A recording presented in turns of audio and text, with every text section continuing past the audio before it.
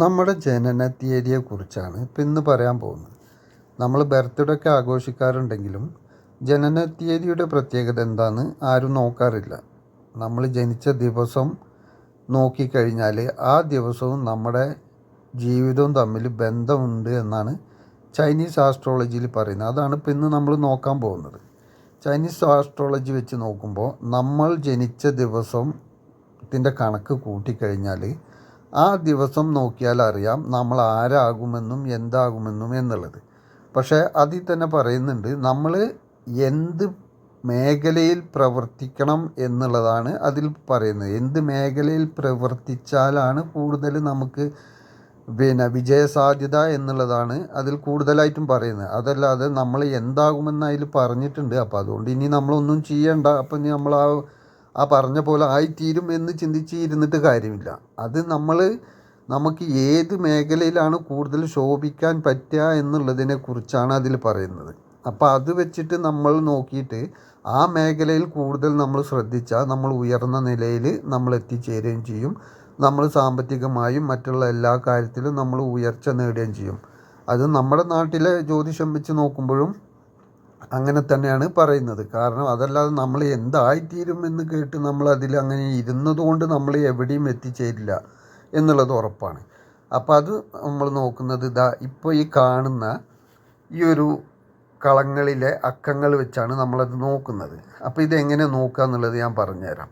ഇപ്പോൾ ഇതിൽ നമ്മളൊരു ഡേറ്റ് ഓഫ് ബർത്ത് എടുക്കുന്നു. ഞാനിപ്പോൾ എടുത്തുള്ളൊരു ഡേറ്റ് ഓഫ് ബർത്ത് 22/5/1985 എന്നുള്ളതാണ്. അപ്പോൾ അതിന് നമ്മൾ 2+2 അങ്ങനെ ഓരോ സംഖ്യകളും കൂട്ടണം. അപ്പോൾ അത് 4, 4+5 9, 9+1 10, 10+9 19, 19+8 27, 27+5 32. അപ്പോൾ 32 കിട്ടിയ 3, 2 നമ്മൾ കൂട്ടണം. അപ്പോൾ അങ്ങനെ നമുക്ക് കൂട്ടുമ്പോൾ 5 അങ്ങനെ ഒരു സംഖ്യയ്ക്ക് മാറ്റണം അതിന്. പിന്നെ ജനിച്ച ദിവസം 22, അത് 2+2 4. അപ്പോൾ അങ്ങനെ നമ്മൾ കൂട്ടി ജനിച്ച ദിവസത്തെ നമ്മൾ 2+2 കൂട്ടുമ്പോഴാണ് ആ 4 കിട്ടുന്നത്. മറ്റത് മൊത്തത്തിൽ കൂട്ടുമ്പോൾ 32 കിട്ടിയിട്ട് അതിന് 3+2 ആക്കിയിട്ട് 5 കിട്ടുന്നത്. ഇനി ഇതിലുള്ള ഈ നമ്മുടെ ഡേറ്റ് ഓഫ് ബർത്തിലെ ഓരോ സംഖ്യയും ഓരോ കളത്തിൽ അതിൻ്റേതായ കളത്തിൽ എഴുതണം. ഇപ്പോൾ 2ന് 2ൻ്റെ കളത്തിൽ എഴുതാം. പിന്നെ 2 2 ഉണ്ട്, അപ്പോൾ 2 2ൻ്റെ കളത്തിൽ എഴുതാം. 5ന് 5ൻ്റെ കളത്തിൽ 1 1ൻ്റെ 9 9ൻ്റെ 8 8ൻ്റെ 5 5ൻ്റെ. പിന്നെ രണ്ടാമത് കിട്ടിയ 5 5ൻ്റെ. പിന്നെ കിട്ടിയ 4 4ൻ്റെ.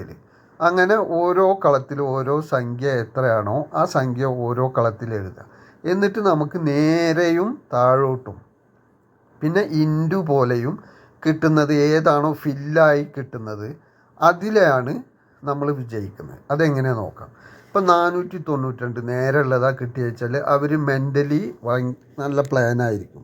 അവർ നല്ല ചിന്താശേഷി കൂടിയവരും ബുദ്ധി സംബന്ധമായ ജോലിയിൽ ഏർപ്പെടുമ്പോൾ, അതായത് വ്യാപാരം, IT മേഖല, എൻജിനീയറിങ് അങ്ങനെയുള്ള മേഖലയിലൊക്കെ ആണെങ്കിൽ നന്നായിട്ട് ശോഭിക്കാൻ പറ്റും അവർക്ക്.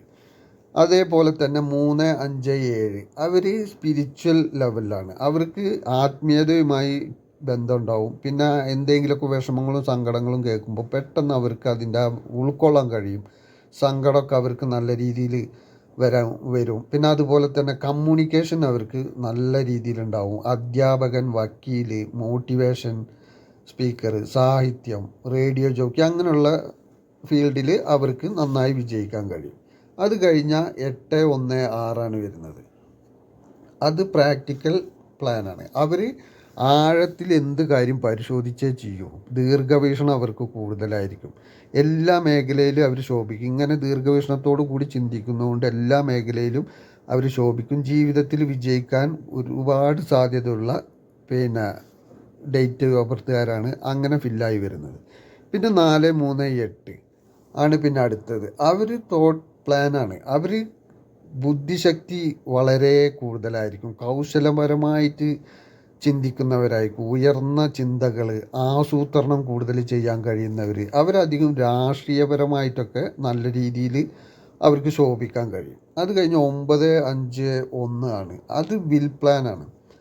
അവരുടെ സംഭാഷണം വളരെ കറക്റ്റായിരിക്കും. വിൽ പവർ നല്ല രീതിയിലുണ്ടായിരിക്കും. മനക്കരുത്ത്, ബഹുമാനം, എല്ലാവർക്കും ബഹുമാനം കൊടുക്കാനും അതിൻ്റേതായ രീതിയിൽ അവർക്ക് പ്രവർത്തിക്കാനും പറ്റും. എന്താഗ്രഹമാണെങ്കിലും അവർക്ക് സാധിച്ചെടുക്കാൻ പറ്റും. പിന്നെ അവർ റൊമാൻറ്റിക് ആയിരിക്കും. പിന്നെ നല്ല രീതിയിൽ അവർക്ക് ഫിലിം ഫീൽഡിലൊക്കെ ബിസിനസ് അങ്ങനെയുള്ളതിലൊക്കെ ഏർപ്പെടാൻ പറ്റും. ഏർപ്പെടുന്ന ഏത് മേഖലയാണെങ്കിലും അവരതിൽ ഫേമസ് ആവും. പിന്നെ 2, 7, 6 ആക്ഷൻ പ്ലാനാണ്. അവർ ശാരീരിക ബലം കൂടുതലുള്ളവരായിരിക്കും. അവർ ഇന്നത്തെ കാര്യം നാളേക്ക് അങ്ങനെ നീക്കി വെക്കാനൊന്നും അധികം നിൽക്കാറില്ല. പെട്ടെന്ന് തീരുമാനമെടുക്കും. എന്ത് കാര്യത്തിലും മുന്നിട്ട് നിൽക്കാനൊക്കെ അവർക്ക് വളരെ മുന്തിയ തീരുമാനം എടുക്കാനൊക്കെ പെട്ടെന്ന് അവർക്ക് കഴിയും. അങ്ങനെയുള്ളവരാണ്. പിന്നെ 4, 5, 6 അത് സക്സസ് പ്ലാനാണ്. അവർ 100% എവിടെ ആണെങ്കിലും വിജയിക്കും. ഏത് മേഖലയിലാണെങ്കിലും അവർ വിജയിക്കും. അവർക്ക് വിജയിക്കാൻ അവർക്ക് ഇന്ന മേഖല എന്നില്ല, ഏത് മേഖല തുടങ്ങിയാലും അവർക്ക് വിജയസാധ്യത കൂടുതലാണ്. പിന്നെ അതേപോലെ തന്നെ 2, 5, 8 സക്സസ് പ്ലാൻ 2 ആണ്. അവരും ഇതുപോലെ തന്നെ ബിസിനസ്, പ്രോപ്പർട്ടി ഇങ്ങനെയുള്ള ബിസിനസ്സിലൊക്കെ അവർക്ക് പെട്ടെന്ന് വിജയിക്കാൻ പറ്റും. അതിലൊന്നും അവരെ ആർക്കും തോൽപ്പിക്കാൻ പറ്റില്ല. കാരണം ആ രീതിയിലായിരിക്കും അവരുടെ മൈൻഡ് പവറും അവരുടെ ബുദ്ധിയും പ്രവർത്തിക്കുന്നത്. ഏത് കാര്യം എടുത്താലും അതിൽ അവർക്ക് വിജയിക്കണം എന്നുള്ള ഒരു ചിന്താഗതിയോടു കൂടി പ്രവർത്തിക്കുന്നവരാണ് ഇപ്പം ഈ പറഞ്ഞ 2 ഇതിലുള്ളവരും. അവരതിനനുസരിച്ച് പ്രവർത്തിക്കും തോറും അവരെ ആർക്കും തോൽപ്പിക്കാൻ പറ്റില്ല എന്ന് മാത്രമല്ല, അവർ മറ്റുള്ളവർ തോൽപ്പിക്കാൻ ശ്രമിക്കുമ്പോൾ തന്നെ അതിന് മുകളിൽ കയറി വിജയിക്കുന്ന രീതിയിലുള്ള പ്രവർത്തനം അവർക്ക് കാഴ്ചവെക്കാൻ പറ്റും. അങ്ങനെ അവരുടെ ജീവിതത്തിൽ ഏത് മേഖലയിലാണെങ്കിലും അവർക്കതിനെ വിജയിക്കാൻ പറ്റും. ഇതാണിപ്പോൾ നമ്മൾ ഡേറ്റ് ഓഫ് ബർത്ത് വെച്ച് മൊത്തത്തിൽ ചെയ്യുന്നത്. ഇത് ഏത് വ്യക്തിക്ക് ഏത് രീതിയിൽ കിട്ടിയോ ആ രീതിയിലുള്ള മേഖലയിൽ കൂടുതൽ പ്രവർത്തിച്ചാലേ അതിൽ വിജയിക്കാൻ പറ്റൂ. ആ മേഖലയിൽ ഇത് വെച്ചിട്ട് നമ്മൾക്ക് ഏത് മേഖല പറഞ്ഞിട്ടുണ്ടോ ആ മേഖലയിൽ പ്രവർത്തിച്ചാൽ കൂടുതൽ വിജയം ലഭിക്കും. അപ്പോൾ എല്ലാവർക്കും നന്മകൾ നേർന്നുകൊണ്ട് നിർത്തുന്നു.